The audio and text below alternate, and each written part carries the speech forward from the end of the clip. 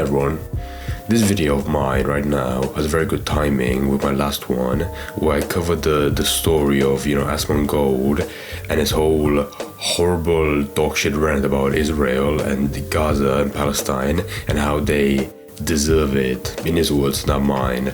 And that one was funny simply because it's a very bad opinion from like the dumbest person ever. Like some guy that plays World of Warcraft every single day should definitely have a strong opinion about this whole conflict, definitely. And then say on Twitch, publicly to his viewers of about like thousands of people. And then surely after he got banned. And it's one of those things where someone with an opinion so strong, they say so confidently that they seem to look good. When in reality, after the whole backlash, they immediately back down like a dog and make an apology. And that video, I already made that video, and I will say, however, on one hand, I did see right now, he just said on a clip, he's gonna get a cleaner to clean his room. So good on him. I'm glad that on this backlash, he lost like 1 week of money because he can't stream on his channel. But I'm glad that it took this drama to get him to realize to finally clean his fucking room. I'm happy for that. But this video right now, it's not about that. Instead, it's about this whole different drama, this whole story, of how someone in Chicago, somebody hacked like a billboard by some media company that's like massive, right next to a highway, and they hacked it to put up images that say fuck Israel or like death to Israel, all that shit. And they even altered it to have some images of Jimmy, of MrBeast, soy facing right next to them. Like when I saw this for the first 10 seconds, I was like, is this real? Like this looks so dumb. Jimmy in front of a Palestine flag saying fuck Israel. This looks so dumb. It has to be like AI or like some like made up Photoshop image.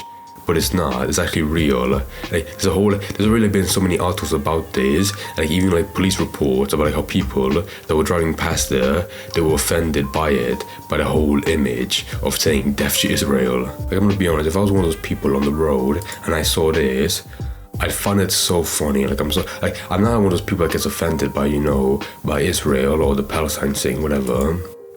But if some like edgy cool teenager went for the effort of hacking a billboard, a huge billboard, I don't know how, and they went for the effort of like putting up this, like making a cool graphic, setting up the aspect ratio to match up with the whole thing, and then put it up for about an hour, because it took 1 hour before people realized, and they got the police to take it down, or they called the media company that had the billboard.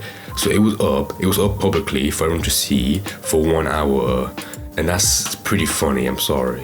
And I'll probably say now, before I move forward, sorry to say, but the real MrBeast, the real company, as it says right here, MrBeast LLC, they didn't pay for this at all. It's clearly like some stint made by some guy that wanted to, make up this imagery, make it public to make a point, a very brave point, and also like make it seem like it's real by having that, that small text right there at the corner.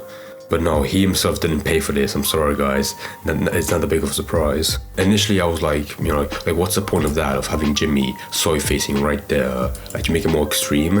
And I realized that definitely was the point, because when you see a face like Jimmy, like soy facing right there, it's so common, famous. It's more like its own logo. So when you see it immediately like catch your attention, and that's the only reason I can think of. Because otherwise, what reason would he be up there to like make a point like how cool MrBeast supports Palestine?